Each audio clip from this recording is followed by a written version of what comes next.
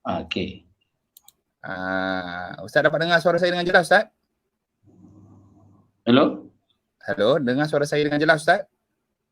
Tak dapat dengar? Halo, Ustaz? Dapat dengar tak suara saya, Ustaz? Dengar. Dengar Tapi nampak dengar jauh. Nampak apa? Dengar tu jauh.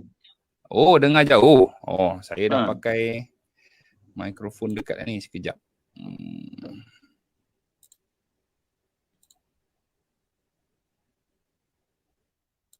Tes. Halo? Halo, Ustaz? Dapat dengar suara saya, Ustaz? Dapat dengar tapi dia jauh. Oh, ya ke? Oh, mungkin ada dia rasa bergema, tak tahu siapa masalah. Tak apa, Ustaz. Janji Ustaz boleh dengar. Okey lah. Sekejap saya besarkan gambar Ustaz. Tu dia. Tak boleh. Okey. Baik. Bagi Ustaz. Betulkan dulu Ustaz punya stand tu. Dia memang menyanyi macam ni, Ustaz? Sekejap. Nak ajar. Tu okey. Yang tu okey.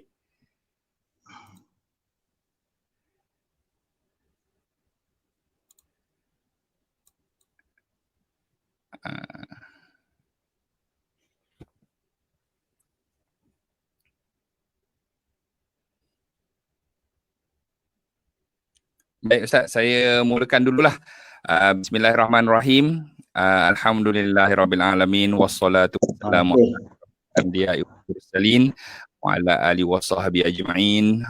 Allahumma aftah alaina hikmataka wansyur alaina min khazaini rahmatika ya arhamar rahimin. Rabbi shrah li sadri wa yassir li amri wahlul 'uqdatam min lisani yafqahu qawli. Yang saya muliakan Al-Fadhil Ustaz Ridwan Muhammad Noor, yang merupakan penceramah kita bulanan untuk kuliah Wisma TM Ipoh, yang mengupas kitab 50 tanda-tanda orang munafik mengikut Al-Quran. Dan untuk pengetahuan Ustaz, minggu lepas kami bersama dengan sahabat Ustaz Munawir, yang mengupas tajuk Azam Tahun Baru 2021. Tapi hari ini kita akan bersama dengan Ustaz pula untuk mengupas, menyambung kupasan 50 tanda orang-orang munafik. Tanpa membuang masa lagi, saya dengan ini menjemput dan mempersilakan Fadil Ustaz Muhammad Ridwan Muhammad Noor untuk kuliah kita pada hari ini. Dengan segala hormatnya dipersilakan Ustaz. Bismillahirrahmanirrahim. Alhamdulillahirabbil alamin. Wa bihi nasta'in ala umuri dunya waddin. Asyhadu an la ilaha illallah wa la syarikalah wa asyhadu anna Muhammadan abduhu wa rasuluh. Subhanaka la ilma lana illa ma 'allamtana innaka antal alimul hakim. Qala rabbi shrah li sadri wa yassir li amri wahlul 'uqdatam min lisani yafqahu qawli. Allahumma ajirna minan nar, Allahumma ajirna minan nar, Allahumma ajirna minan nar. Asbahna ala fitratil Islam wa ala kalimatil ikhlas. Ya ayuhan nas ittaqullah usikum wa iyaya bitaqwallah faqad fazal muttaqin. Qala la ta'ala fil kitabil karim. A'udzubillahi minasyaitonir rajim. Ya ayyuhalladzina amanu sabiru wasabiru warabitu wattaqullaha la'allakum tuflihun. Shadaqallahu azim. Dihormati pengurusi majlis, pada setiap kali kuliah ini dijalankan, tuan-tuan, puan-puan sedang pendengar yang dirahmati Allah, Assalamualaikum warahmatullahi wabarakatuh.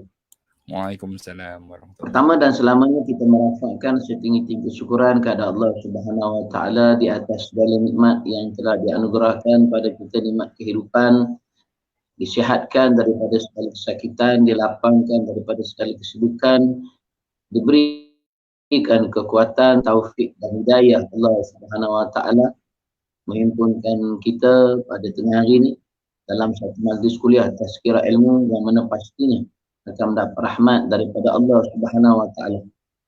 Dan mudah-mudahan pertemuan kita pada hari ini mengundang barak Allah Subhanahu Wa Taala. Alhamdulillah masih lagi diberikan kehidupan oleh Allah Subhanahu Wa Taala untuk meneruskan perjalanan hidup kita. Dan mudah-mudahan segala ibadah yang telah kita sempurnakan, amal baik yang telah kita usahakan di sepanjang kehidupan kita diterima, dicatatkan di antara amal-amal soleh yang kita usahakan untuk melayakkan kita ke syurga Allah Subhanahu Wa Taala. Tuan-tuan, puan-puan, muslimat, kita telah pun meninggalkan 2020 masih Allah Subhanahu Wa Taala dengan 1000 kenangan. Ada yang pahit, ada yang manis, ada yang suka, ada yang duka. Dan semuanya itu adalah ketentuan daripada Allah Subhanahu Wa Taala.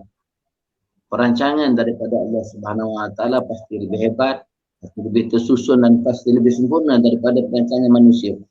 Wa makaru wa makarullah wallahu khairul makirin.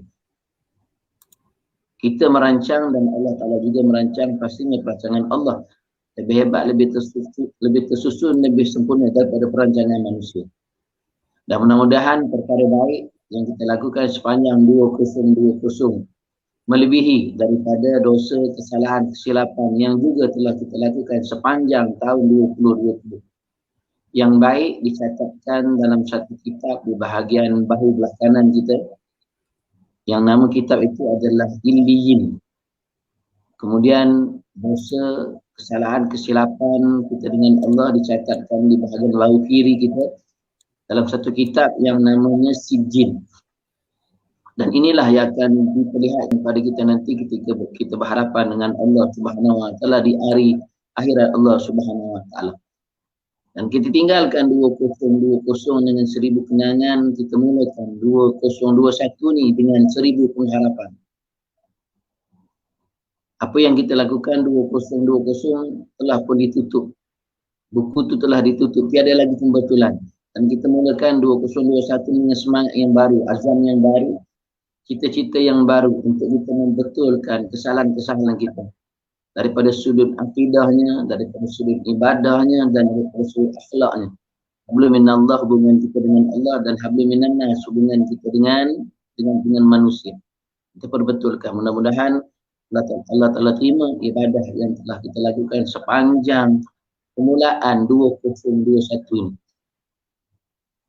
Dalam satu hadis Rasulullah SAW, hadis riwayat Imam Nasa'i, Bukhari dan Muslim, berkata Rasulullah, qala Allah, Rasulullah sallallahu alaihi wasallam, dan mafhum daripada hadis itu, Allah tidak akan memberikan lagi alasan bagi sesiapa sahaja yang telah pun mencapai usianya 50 tahun ke atas dalam soal ibadahnya dengan Allah Subhanahu Wa Taala. Maknanya Nabi nak ingatkan pada kita yang telah mencapai usianya 50 tahun, tiada lagi alasan pada kita. Tidak lagi asal diterima oleh Allah daripada sudut ibadah kita dengan Allah Subhanahu Wa Taala. Dan Imam Al-Qurtubi dalam menjelaskan hadis ini, kata Imam Al-Qurtubi, 50 tahun itu satu perjalanan yang panjang, satu perjalanan yang lama untuk kita berada di bumi Allah Subhanahu Wa Taala. Sedar ataupun tidak sedar, kita telah berada di bumi Allah ni hampir ataupun melebihi separuh abad, setengah abad.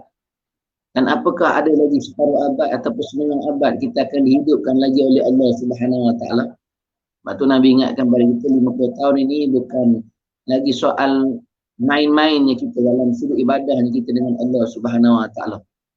Bukan waktu usia 50 tahun ini kita melengah-lengahkan solat, melambat-lambatkan solat. Apatah lagi kalau kita meninggalkan solat. Betul, kita telah pun meninggalkan solat, melengah-lengahkan solat sebelum masuk usia 50 tahun. Berapa ramai di antara kita yang tidak pernah meninggalkan solat walau satu waktu sekalipun semenjak kita akhir balik? Berapa orang? Rasanya tanya pengurusi sendiri dengan saya sendiri. Bermula pada akhir balik sampai sekarang ni, pernah tak kita tidak meninggalkan satu waktu solat? Apatah lagi melengahkan solat. Kita dah meninggalkan solat, melengahkan solat waktu usia kita 20 tahun, 30 tahun, mungkin 40 tahun. Dan masuk 50 tahun ni takkan nak lengah solat lagi. Ataupun takkan nak meninggalkan solat. Sebab tu Nabi pesan perbanyakkan dengan amalan-amalan. masuk 50 tahun ini cari satu amalan yang boleh kita lakukan, yang istiqamah dalam hidup kita dan pahalanya berpanjangan walaupun kita dah mati. Itu paling baik lah. Cari satu amalan yang boleh memberikan ganjaran pada kita walaupun kita mati dah, tapi tetap dapat ganjaran daripada ibadah itu. Kalau sekadar solat sunat ni kita hanya boleh lakukan waktu kita hidup je.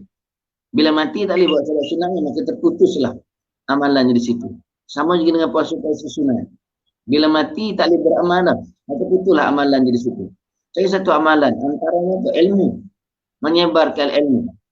Dan bila sebut ilmu ni, tak semestinya bila sebut ilmu ni tuan guru, ulama, ustaz-ustaz, bahkan kita sendiri pun boleh menyebarkan ilmu.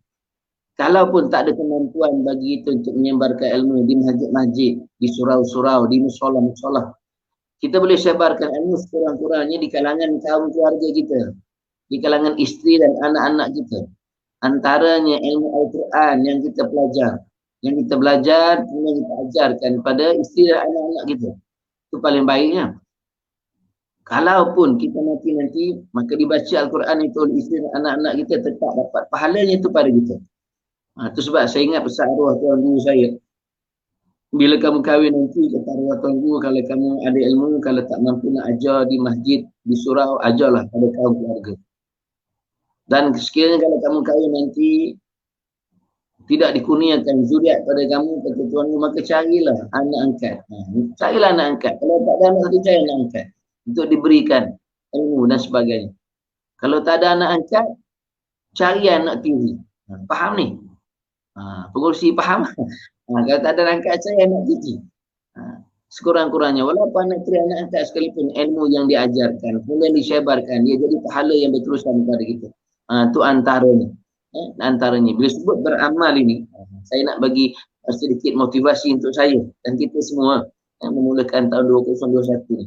Bila sebut beramal ni dia akan bermula dengan ilmu yang kita cari sepanjang hidup kita. Sebab tu Allah takkan terima orang yang ada ilmu dia tidak beramal, dan Allah juga takkan terima orang yang beramal tanpa ilmu.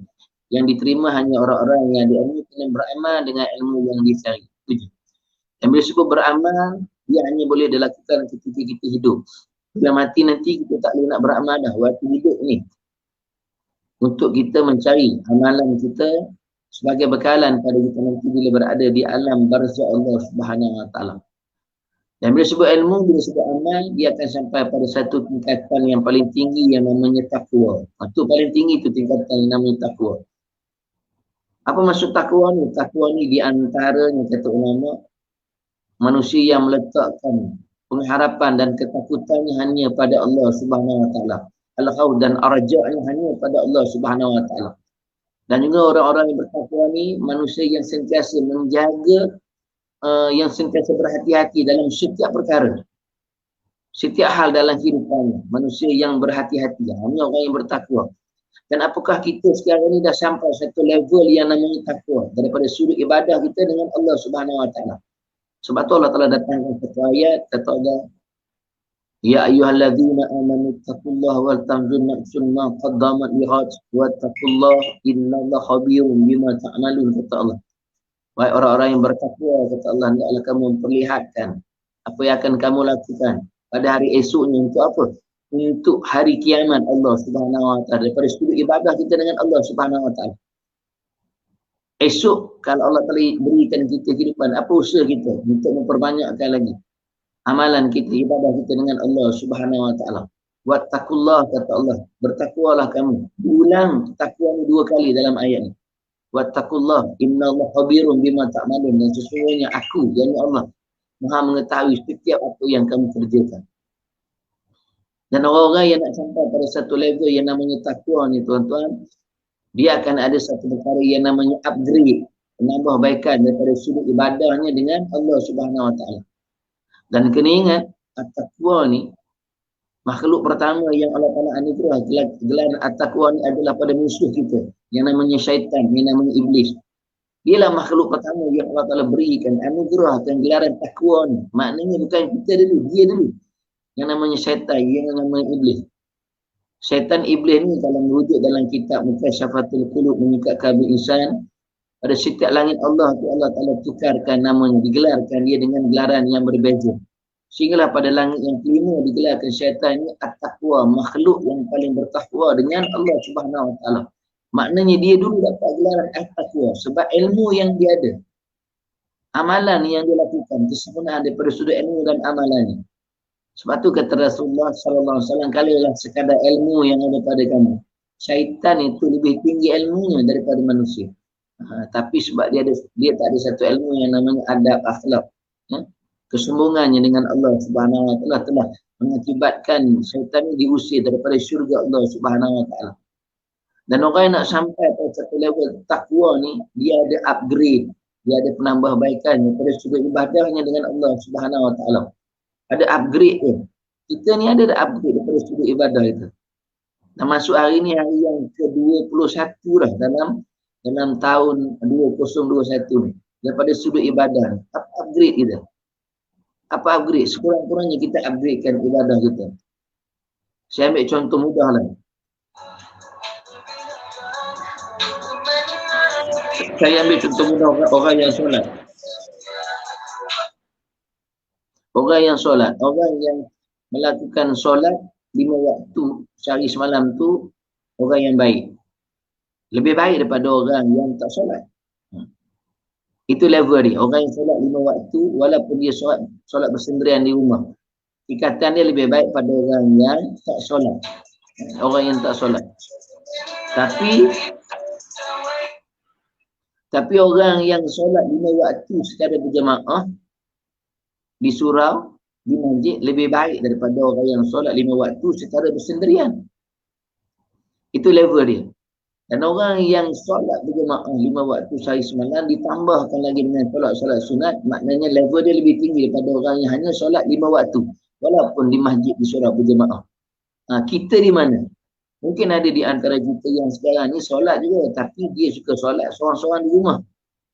Ada orang yang suka buat solat di surau, di masjid secara berjemaah, tapi tak buat pula amalan-amalan sunat daripada sudut amalan-amalan sunat yang namanya solat. Itu level dia. Kita yang mana? Yang pertama, yang kedua ataupun yang ketiga. Yang paling hebat yang ketiga lah orang yang menunaikan kefarduan solat tu kemudian ditambah dengan amalan-amalan sunat, solat-solat sunat. Ini level yang paling baik lah ni. Mudah-mudahan kita naik ke satu tahap. Dulu kita solat tapi solat sendirian. Kemudian kita naik satu tahap, kita solat berjemaah. Kemudian dalam tu kita tambah pula dengan amalan-amalan sunat, solat-solat sunat. Sama juga dengan sedekah. Kita upgrade sikit sedekah kita. Upgrade sikit. Maknanya tahun ini kita tambahkan sedikit sedekah. Kalau besok Jumaat kita masih lagi dibenarkan untuk solat Jumaat, kita tambahlah. Kalau tahun sudah kita masukkan RM10, tahun ini kita masukkan RM11 ataupun berapa ringgit lah, yang penting ada upgrade dia tu je. Sebab ingat pesan Rasulullah, kata Rasulullah dalam perjalanan Aqabah, yang pertama, hendaklah kamu menginfakkan harta yang daripada kamu dalam dua keadaan, senang maupun susah. Maksudnya sedekah. Kita upgrade sikit sedekah ni. Upgrade sikit sedekah ni dengan menambahkan jumlahnya. Kalau ada kemampuan di situ. Kalau tak ada, tetap dia sedekah. Tapi orang yang menggandakan sedekahnya lebih baik pada orang yang sedekahnya pada setiap hari. Tapi dia ada gandaannya. Kalau bulan 1 ni kita masuk ke masjid, kita berikan di masjid tu RM5. Tahun ni kita naikkan sedikit RM6. Alhamdulillah ada penambahbaikan daripada sudut sedekah. Sebab sedekah ni tuan-tuan, kita akan terasa kelebihan sedekah ni bila kita mati nanti. Bila berada dalam barzah, barulah kita terasa kelebihan tentang satu amalan yang namanya infak, satu amalan yang namanya sedekah. Yang ni, hebatnya sedekah. Bila mana? Bila waktu mati nanti. Sebab tu Rasulullah pernah besar. Orang yang sekarang berada dalam alam barzah, kalau Allah Ta'ala berikan dia kehidupan sehari, walaupun sehari di dunia, dia takkan buat kerja lain. Melainkan satu perkara yang namanya infak, yang namanya sedekah. Sebab dia tahu kelebihan sedekah pada jalan agama Allah Subhanahu Wa Ta'ala. Kemudian yang ketiga, Al-Quran. Al-Quran. Bacaan Al-Quran. Kita upgrade sikit. Kita orang yang memang dah baca Al-Quran pada setiap harinya, Alhamdulillah kita mulakan kehidupan kita dengan Al-Quran. Tapi tahun ini kita lebihkan sikit Al-Quran. Dia macam mana? Kita jadi orang yang dalam baca tu cuba untuk menghafal. Orang yang baca Quran lebih baik pada orang yang kadang-kadang baca, kadang-kadang tak baca. Tapi orang yang hafal Al-Quran dapat lebih pahala daripada orang yang baca Quran. Sebab dia dapat dua pahala. Satu pahala baca, satu pahala hafal. Dan orang yang faham pula dengan Al-Quran, tahu pula mana-mana Al-Quran, dia dapat tiga. Baca satu, hafal satu, faham satu. Kita Quran yang mana? Satu, dua, tiga. Rasa-rasa yang mana? Satu, dua, tiga. Kita ambil nombor satu lah. Sebab kita bagi alasan yang paling popular. Alasan yang mana? Ustaz, kami bukan tua imam, Ustaz. Yang nak hafal tu imam lah. Kami bukan imam, tu kita. Sebab tu kita ni berhenti di situ je lah Quran. Daripada Anas sampai Duha. Itulah kita kata dah. Saya tak kata salah. Kalau baca setiap hari pun baik daripada orang yang tak baca. Tapi daripada sudut level dia, kedudukan dia. Kalau kita cuba hafal, Alhamdulillah. Banyak lagi pahala dapat. Kalau faham pula dengan mana, Alhamdulillah lagi banyak pahala dapat. Di situ ada orang kata payah Ustaz, hafal Quran ni tak payah. Memang betul. Betul kalau kita tak mulakan memang payah untuk menghafal Quran ni. Tapi itulah level dia. Orang yang baca baik pada orang yang tak baca, orang yang hafal baik pada orang yang baca, dan orang yang faham dia baik pada keduanya. Mana itu level dia. Kalau nak buat apa pun, tak buat pun tak apa. Sebab nama pun sunan, amalan sunan. Itu je. Sebab kita nak mencari amalan yang boleh kita istiqamahkan dalam kehidupan kita. Dan bila sebut tentang beramal ini, dia sebut tentang beramal ini, suka diingatkan pada kita, bila sebut amalan ini dia ada 5 bahagian, dia ada 5 perkara. Dan daripada 5 perkara, 5 bahagian itu hanya satu sahaja yang diterima oleh Allah Subhanahu Wa Taala. Itu je satu je, daripada 5 tu satu je yang Allah Ta'ala terima. Dan mudah-mudahan kita lah berada di tempat yang paling tinggi sekali pada sudut ibadah kita. Allah terima amalan kita. Yang kata ulama dipisahkan pada 5 bahagian. Yang pertama, orang yang beramal dalam hidupnya, tapi amalan yang dia buat selama hidupnya itu adalah amalan yang tidak sah. Maknanya bila amalan dia tidak sah, mana amalan tu akan tidak diterima oleh Allah Subhanahu Wa Taala. Amalan dia tidak sah. Ada orang tanya amalan tu tak sah macam mana? Ustaz pula dah beramal, tak sah macam mana? Kata ulama, tak sah daripada sudut fardu ainnya. Tak lepas daripada sudut fiqhnya. Dia tak faham tentang taharah. Dia tak faham tentang istinja. Dia tak faham tentang menyempurnakan wuduk. Tak faham tentang bagaimana untuk membersihkan qada hajat kecil ataupun hajat besar. Tak faham tentang mandi hadas besar. Tak faham dengan kesempurnaan dalam solat. Yang inilah maknanya fiqh tak mengaji sungguh-sungguh. Fiqh tak faham, fardu ain tak faham, maka ibadahnya itu tak sah. Tak sah, bila tak sah, ibadah tu akan ditolak, tidak diterima oleh Allah Subhanahu Wa Taala. Yang ini ada tak? Dalam kumpulan manusia tetap ada. Bila kata ulama, bila kata Rasulullah, dia tetap ada. Orang yang hanya semayang ni sebagai ikut-ikutan, itunya. Dia tak tahu pun dalam solat tu pecah hanya ada 3 bahagian daripada 13 rukun tu, ada 3 bahagian qauli fi'li dan qalbinya. Tak tahu yang mana satu qauli fi'li dan qalbi. Yang ni yang paling kita khawatir ni. Dalam bab membersihkan qada hajat kecil, qada hajat besar, dia tak mengaji sungguh-sungguh, tak faham. Bila fiqh ni gagal, maka ibadah tu tidak sah. Dan bila ibadah tu tidak sah, maka dia akan ditolak, tidak diterima oleh Allah Subhanahu Wa Taala. Ni kena ngaji baliklah fiqh ni. Sebab tu kita nak betulkan kembali ibadah kita dengan Allah Subhanahu Wa Taala. Kalau tak faham daripada sudut fiqhnya, kena mengaji. Dan fiqh ni dia kena mengaji dengan guru lah. Maknanya beradab dengan guru, ya.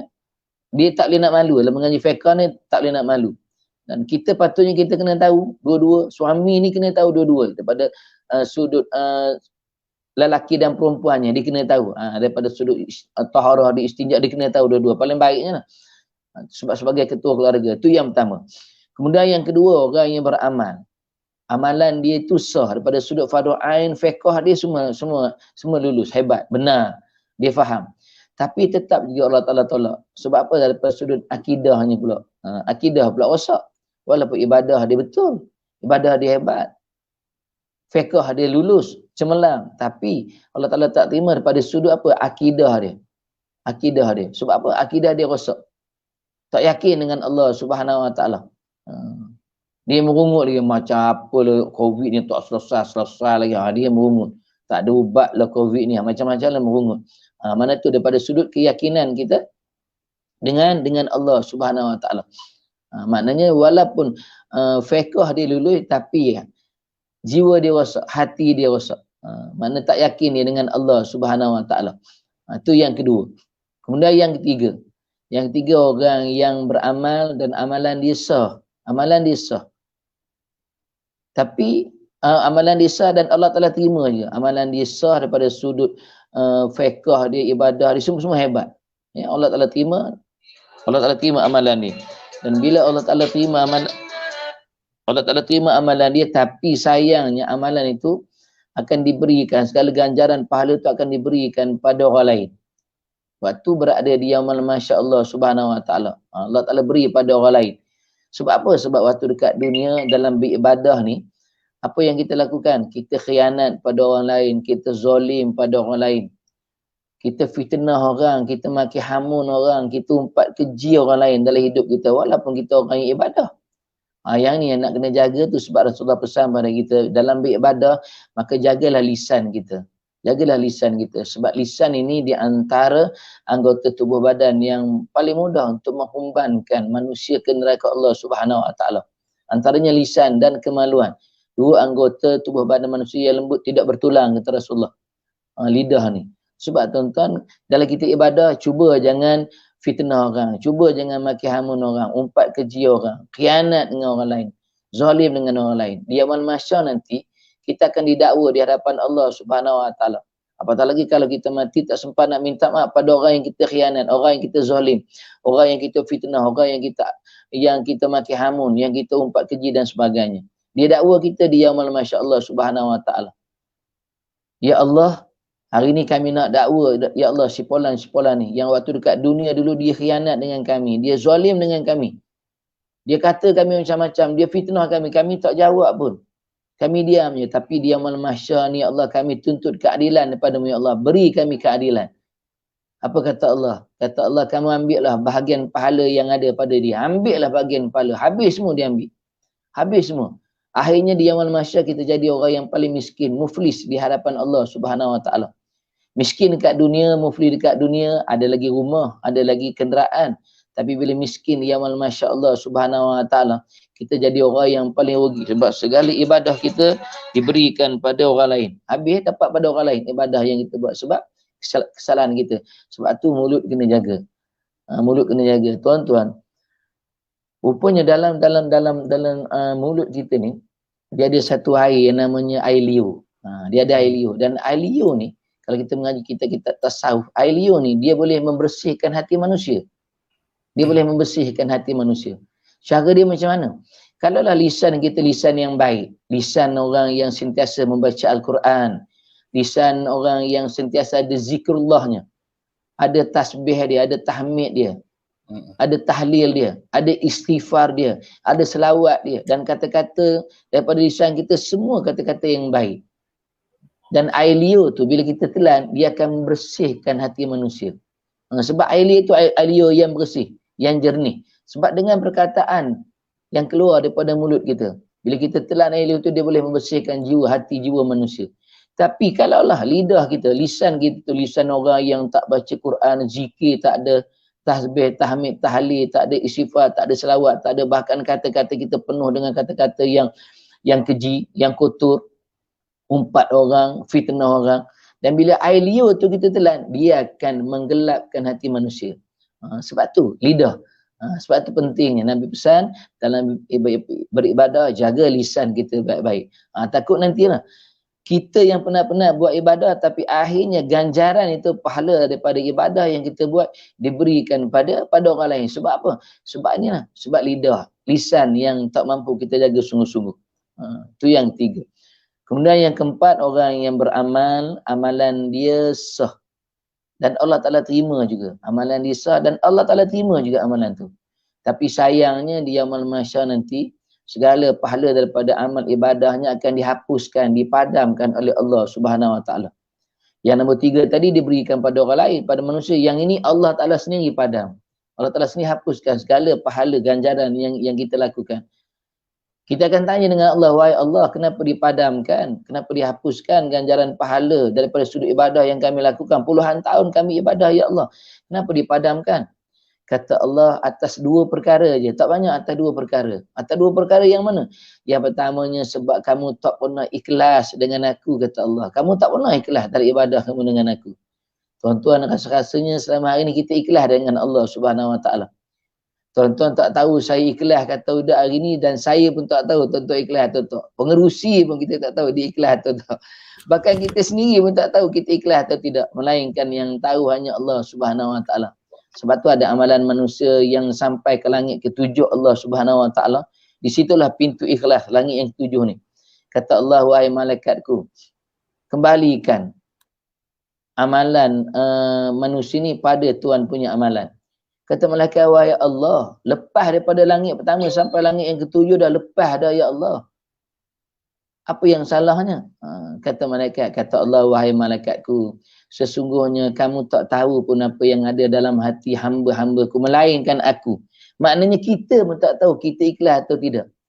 Siapa yang kata saya ikhlas tak, saya ikhlas, dia bohongnya. Siapa yang kata dia ikhlas, dia paling tak ikhlas. Ikhlas ke kita ni?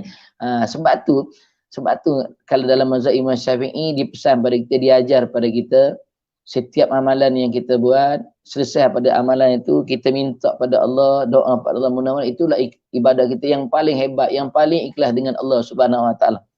Kita dalam majlis ilmu sekarang ni, lepas ni kita akan mendirikan solat zuhur. Habis je solat zuhur tu kita doa, ya Allah, jadikanlah apa yang telah kami lakukan hari ni, ya Allah, sebentar tadilah, inilah amalan kami yang paling ikhlas, ya Allah, yang paling baik, yang paling sempurna, ya Allah. Mungkin lepas ni kami tak solat dah, kami pula akan disolatkan. Jadi kali inilah amal yang paling ikhlas. Dapat asar nanti solat, kita minta lagi. Dapat maghrib, itulah yang diajarkan oleh Imam Syafi'i. Mudah-mudahan salah satu daripada ibadah yang kita buat itulah yang mendatangkan keikhlasan, rahmat daripada Allah Subhanahu Wa Taala untuk terima ibadah yang kita buat. Itu yang pertama. Kemudian yang kedua, kata Allah, waktu kamu ibadah dekat dunia dulu, kamu selalu mengungkit-ungkit pemberian kamu, pertolongan kamu, bantuan kamu pada manusia.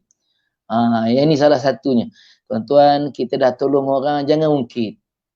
Kita dah bantu orang, jangan ungkit. Kita dah berikan sumbangan, jangan pernah mengungkit. Tapi kita ni sebab tu nak ungkit juga, nak ungkit juga. Setan tu biasalah, itu kerja dia, setan, dia akan hasutlah setan. Akhirnya kita mengadu lah, saya bukan apa ustaz, saya nak luahkan rasa kecewa saya ustaz. Dia waktu dia susah lu ustaz, saya lah yang tolong dia ustaz waktu dia susah lu. Sekarang ni tiba-tiba dia senang, dia dah kaya sikit, saya pun dia tak peduli ustaz. Saya rasa memang kecewa sangat ustaz. Waktu dia susah lu, saya lah banyak tolong dia. Yang ni, yang ungkit ni. Maknanya kita jangan cerita pun. Kita tolong orang, kita buat baik dengan manusia. Kalaupun dia tak balas pertolongan baik kita diam lah. Tetap Allah Ta'ala akan balas. Allah akan balas. Kalau dia tak balas pertolongan kita, Allah akan balas. Kita buat baik, kamu buat baik kata Allah, kata Rasulullah, bukan sebab kita nak tunjuk pada orang lain kita buat baik. Kita buat baik ni hanya satu perkara je. Sebab apa? Sebab Allah suka dengan orang-orang yang berbuat baik. Itu je. Soal dia balas, dia tak balas, itu kita serah pada Allah. Tapi susah tak? Susah. Kita cuma boleh cakap je. Kita cuma boleh cakap je. Boleh cakap je benda ni. Sebab tu saya ingat kata Imam Al-Ghazali ada 4 amalan yang hebat kalau mampu kita lakukan, sebab dia susah nak buat. Senang untuk dibicarakan di mulut, tapi susah untuk diamalkan. Yang pertama kata Imam Al-Ghazali, memberikan kemaafan saat kita sedang marah. Yang pertama, memberikan kemaafan saat kita sedang marah. Kalau dah reda marah, semua orang boleh beri kemaafan. Saya pun macam tu. Tapi kalau kita sedang marah, boleh tak memberikan kemaafan? Tengah-tengah marah ni, boleh tak memberikan kemaafan? Orang cerita pada kita, anak kita langgar di lori, mati anak kita. Pemandunya ada di balai polis. Kita pergi balai polis, bila dia cakap, minta maaf encik, saya tak sengaja. Boleh? Tak apalah, aku maafkan kamu. Alah, kamu pun tak sengaja. Ni semua takdir Allah. Rasa-rasa boleh tak macam tu pengerusi? Ataupun kita tumbuk dia terus. Memberikan kemaafan saat kita sedang marah. Betul? Sebab tu tuan-tuan, orang yang marah ni, dia akan mengeluarkan kata-kata yang kuat. Nak menunjukkan kemarahan dia. Walaupun yang kita marah tu depan kita je. Depan kita je. Tapi suara tu, aku tengah marah ni. Kita marah. Padahal yang kita marah tu depan kita je. Sebab bila waktu kita marah, kata Imam Al-Ghazali, hati kita dibawa jauh oleh setan. Hati kita dengan hati yang kita mahu dibawa jauh oleh syaitan. Sehingga kita rasa dia tu jauh sangat pada kita. Sedangkan dia dekat dengan kita. Patutnya kita cakap pelan-pelannya. Walaupun dekat, tapi tetap kita akan cakap kuat-kuat nak menunjukkan kemarahan kita. Sebab tu susah untuk memberikan kemaafan saat kita sedang marah. Tapi tuan-tuan bayang pula, kalau kita berada pada satu tempat yang jauh dengan kekasih kita, dalam hubungan yang paling baik. Jauh macam mana pun cakap dia lembut tak? Lembut bila dia kasih sayang. Kita telefon ni, you sihat tak? Macam apa khabar you kat sana? I rindu lah dengan you. Padahal dia jauh tu Mexico. Patutnya waktu tu cakap kuat-kuat. Assalamualaikum. Mexico macam mana? Mexico. Hujan kan lagi tak? Sebab dia jauh. Tapi tak, dia jauh macam mana pun. Kalau dia ada di hati kita, kita akan cakap dengan penuh kelembutan. Tapi kalau kita marah manusia tu, dia depan kita pun dia akan cakap, kita akan cakap dengan suara yang besar. Sebab apa? Sebab susah untuk memberikan kemaafan saat kita sedang marah. Itu yang pertama. Yang kedua, kata Imam Al-Ghazali, memberikan sesuatu yang kita perlukan pada orang lain saat kita juga memerlukan. Faham ni? Faham berkongsi? Faham? Memberikan sesuatu pada orang lain yang memerlukan saat kita juga perlukan. Kita ada RM50 je. Contohnya, tiba-tiba orang minta, pengemis minta. Aku tak makan lah ni, aku tak makan. Kalau kamu tak tolong aku mati aku. Macam mana? Nak bagi tak RM50? Rasa-rasanya. Aku pun ada RM50 ni je nak bagi kamu. Paling-paling tidak pun kita akan bagi dua lah. Itu pun kalau ada rasanya tak, aku pun susah nak tolong kamu. Ni memberikan sesuatu yang kita perlukan pada orang lain saat juga dia memerlukan. Susah tak? Susah. Tapi ada tak orang yang boleh buat? Ada. Antaranya siapa? Sayyidina Ali karamallahu wajhah. Balik rumah bukan ada makan apa pun. Tanya pada Fatimah. Apa ada makanan wahai Fatimah? Kata Fatimah, mana ada bahan makan? Abang, saya pun tak dan masak lagi. Tengah menjahit. Fatimah ni antara kerjaya dia menjahit jubah, ambil upah menjahit jubah-jubah. Sahabat-sahabat yang koyak, tampah dan sebagainya. Dapatlah 5 dirham. Bagi pada Sayyidina Ali 5 dirham. So pergi pekan beli roti. Balik pada beli roti, jumpa pengemis yang tak makan 2-3 hari, minta separuh pada roti, Sayyidina Ali bagi, tinggal separuh. Dalam perjalanan nak pulang tu, jumpa lagi seorang pengemis pula, minta lagi roti, nak makan. Kalau kita bagi dah, aku pun tinggal separuh ni je nak bagi kamu. Tu mungkin kita. Tapi Sayyidina Ali bagi tak? Bagi. Sebab apa? Sebab dia tahu ada jaminan daripada Allah Subhanahu Wa Taala. Dia bagi. Kalau kita mungkin tak. Saat memberikan sesuatu pada orang lain, saat juga kita memerlukan. Hebat lah.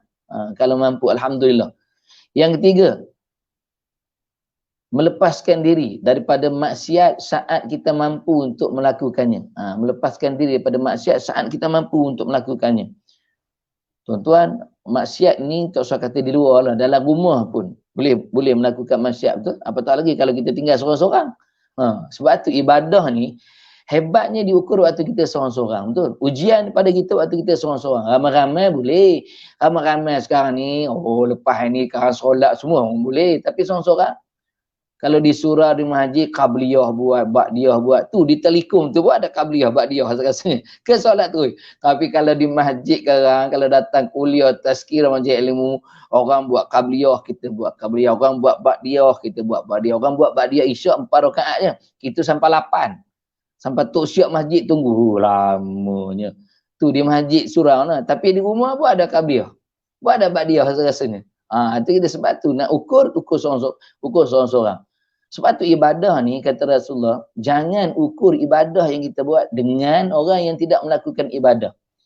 Di antara 4 tanda-tanda manusia semakin hampir ke api neraka Allah, kata Rasulullah, salah satunya orang yang suka membanding-bandingkan ibadahnya dengan orang yang tak ibadah. Maknanya kita akan rasa selesa lah dengan ibadah yang kita buat, kita rasa kita akan lebih baik. Sebab tu kita tak ada upgrade daripada sudut ibadahnya, sebab kita bandingkan kita dengan orang yang tak semayang. Saya ustaz jahat-jahat saya ustaz, tapi saya semayang ustaz, saya dengar juga kuliah. Dia langsung hidup.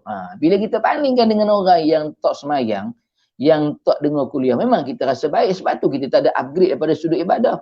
Sebab tu kata Rasulullah tu, antara tanda-tanda manusia yang perjalanannya bukan hampir ke syurga, tapi hampir ke neraka. Bila diukur ibadah dengan orang yang tak semayang, dengan orang yang tak ibadah. Sebaliknya ukurlah ibadah kamu dengan orang yang lebih hebat ibadahnya. Maka ukurlah dunia kamu dengan orang yang lebih susah pada kamu. Tu yang ketiga tadi melepaskan maksiat saat kita mampu untuk melakukannya.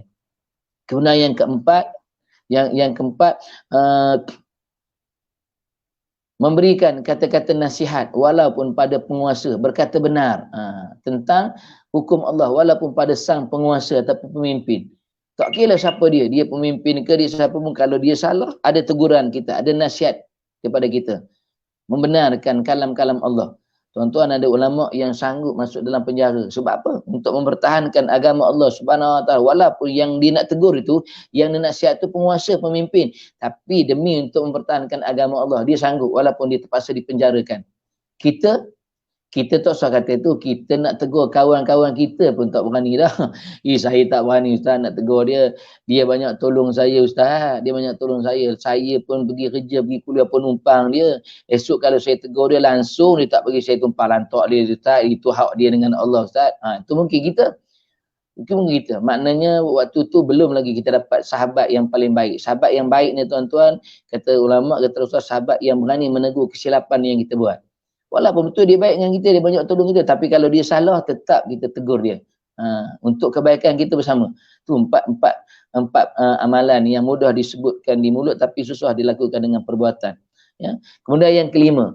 Yang kelima ni satu-satunya kumpulan manusia yang Allah Ta'ala terima amalannya. Manusia yang beramal, dan amalan dia itu sempurna daripada sudut akidahnya, ibadahnya dan akhlaknya. Kemudian diberikan ganjaran yang lebih besar oleh Allah Subhanahu Wa Taala di yaumul masya-Allah Subhanahu Wa Taala. Itu dia satu-satunya amalan yang diterima oleh Allah Subhanahu berbanding dengan 4 yang tadi.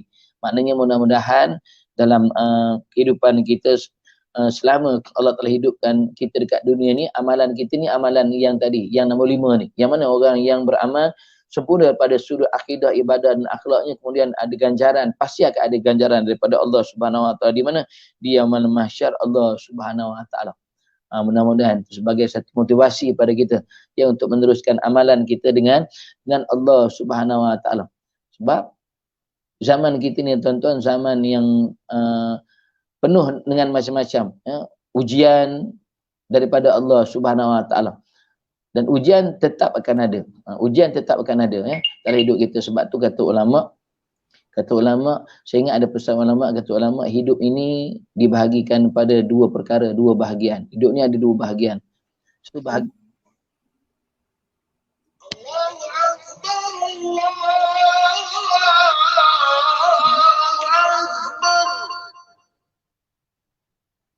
Allahu Akbar.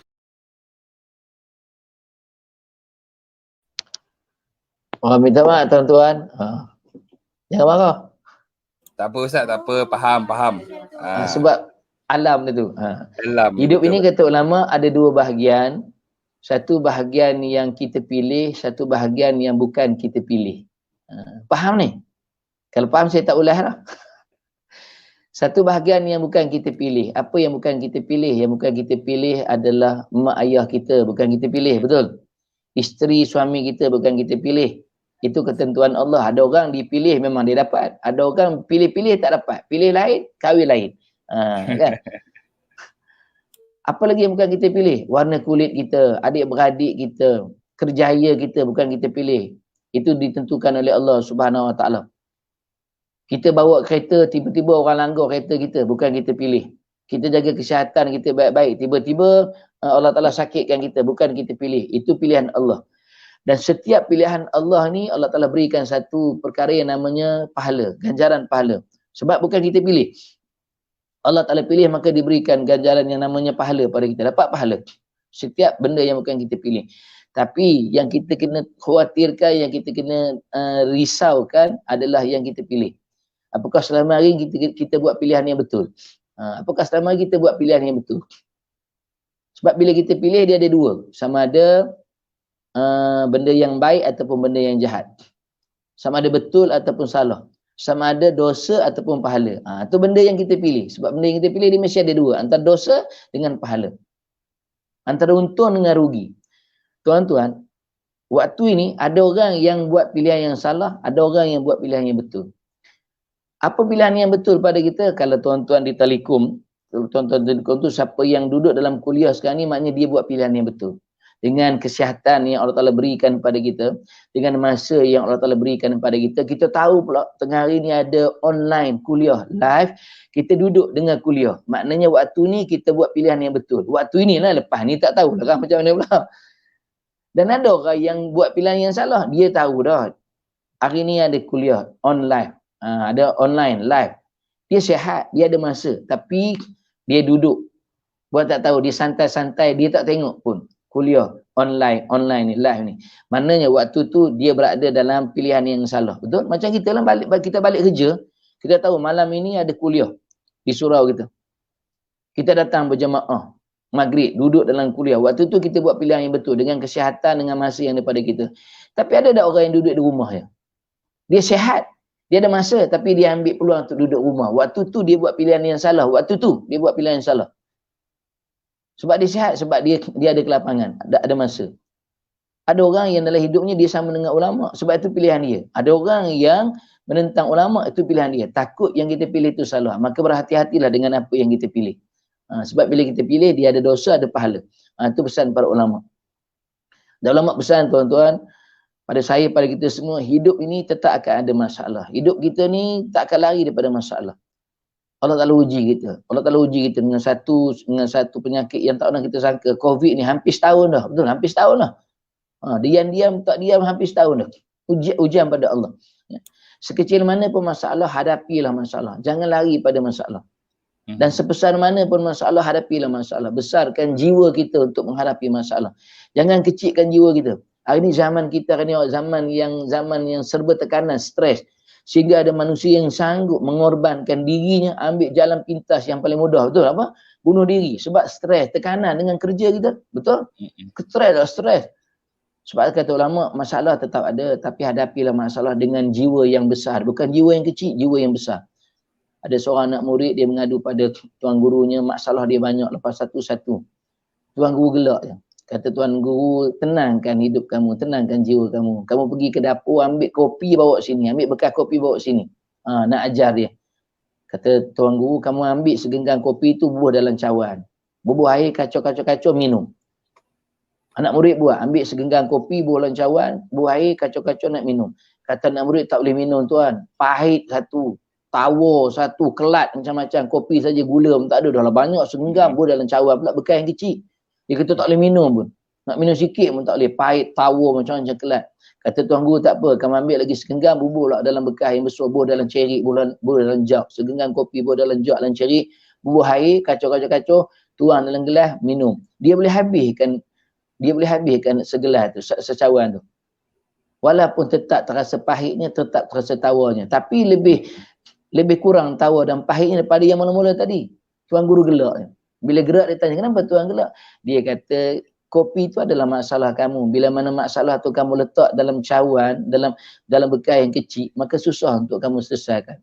Tapi bila masalah tadi kopi tu kamu letak dalam bekas yang besar, maka kamu boleh minum walaupun tetap terasa pahitnya. Sebab apa? Sebab kita membesarkan jiwa kita dengan membesarkan Allah Subhanahu Wa Taala.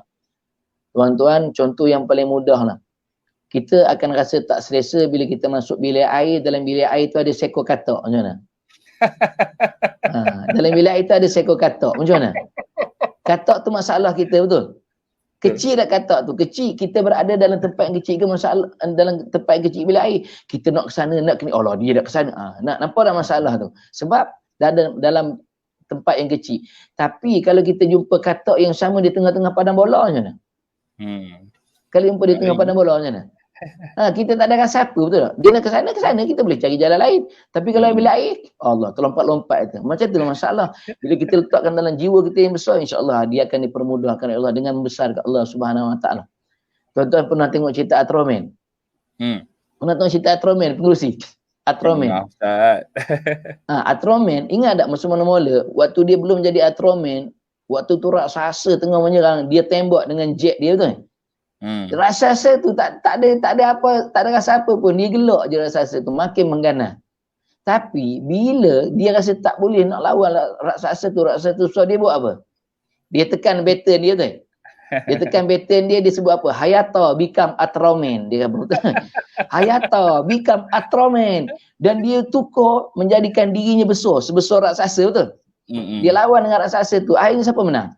Menang Atramin sebab dia membesarkan diri dia sebagaimana besarnya raksasa tu. Waktu dia kecil, dia gelak je, tapi bila dia picit battle ni, Hayata become Atramin. Saya ingat tu di kata-kata Hayata become Atramin, dia jadi besar. Dia lawan raksasa tu, kalah raksasa tu. Bila dia membesarkan diri dia, membesarkan jiwa. Macam itulah kita. Masalah tetap akan ada dalam hidup manusia, tapi hadapilah masalah dengan membesarkan jiwa kita, dengan membesarkan Allah Subhanahu Wa Taala. Itu pesan para ulama. Kalau kamu nak jadi pohon yang tinggi, maka jadilah pohon yang tinggi. Tapi kena ingat setiap pohon yang tinggi akan bergoyang bila ditiup oleh angin. Tapi kalau kamu takut untuk jadi pohon yang tinggi, maka jadilah rumput yang di bawah. Tapi kena ingat, kata ulama, rumput yang di bawah walaupun tidak akan bergoyang, walau sekencang mana angin pun, tapi dia sentiasa akan dipijak oleh kaki-kaki manusia. Faham ni? Kalau faham, itu falsafah. Kalau faham, alhamdulillah lah. Kalau nak jadi pohon yang tinggi, silakan. Tapi pohon yang tinggi akan bergoyang apabila tiup di angin. Tapi kalau tak ada, jadilah rumput yang di bawah. Tapi ada jadi rumput yang di bawah walaupun tidak bergoyang ditiup oleh angin, tapi dia sentiasa akan dipijak oleh manusia. Itu sebagai usaha kita untuk kita sama-sama kita menghadapi setiap masalah yang Allah telah hadirkan dalam hidup kita dengan membesarkan jiwa kita, dengan membesarkan Allah Subhanahu Wa Taala. Wallahu a'lam. Itu sekadar yang boleh kita kongsikan untuk dengari tauqat kita pun bagi motivasi je. Wallahu a'lam. Alhamdulillah. Jazakallah khairan katsira Ustaz. Kalau ada soalan, tak ada katanya biasanya tak ada tu. Itulah Ustaz.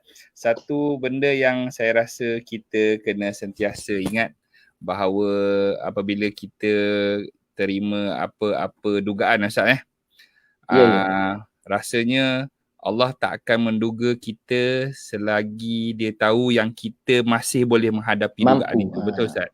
Ya, betul. So itu saya rasa salah satu benda yang kita harus pegang apabila kita diuji dengan sebarang masalah lah, saya rasa. Terima kasih Al-Fadhil Ustaz di atas kesudian untuk berkongsi sedikit motivasi tahun ni. Hari ni kita skip lagi kitab 50 tanda-tanda orang mukmin kita, munafik kita, dan insya-Allah bulan hadapan Ustaz kita akan bersama lagi untuk mengupas lebih lanjut tanda-tanda yang seterusnya. Terima kasih sekali lagi Ustaz. Saya mewakili rakan-rakan di TM Perak ingin mengucapkan jutaan terima kasih. Tu kawan Ustaz ni sebelah saya. Tak sekolah sangat ni, dalam layar. Allahu Akbar. Terima kasih banyak Ustaz. InsyaAllah selamat ber-PKP Ustaz. Besok dah start PKP. So insyaAllah kita doakan agar penyakit COVID-19 ni, masalah ini akan segera diangkat daripada muka bumi ini insyaAllah. Ya, amin.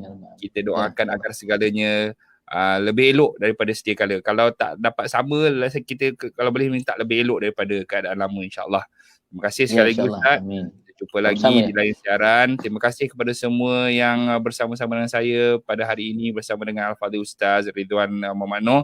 Semoga kita akan berjumpa lagi di lain siaran insyaAllah. Kita sudahi majlis kita pada hari ini dengan tasbih kifarah dan juga surah Al-Asr. Subhanallah. Bismillahirrahmanirrahim.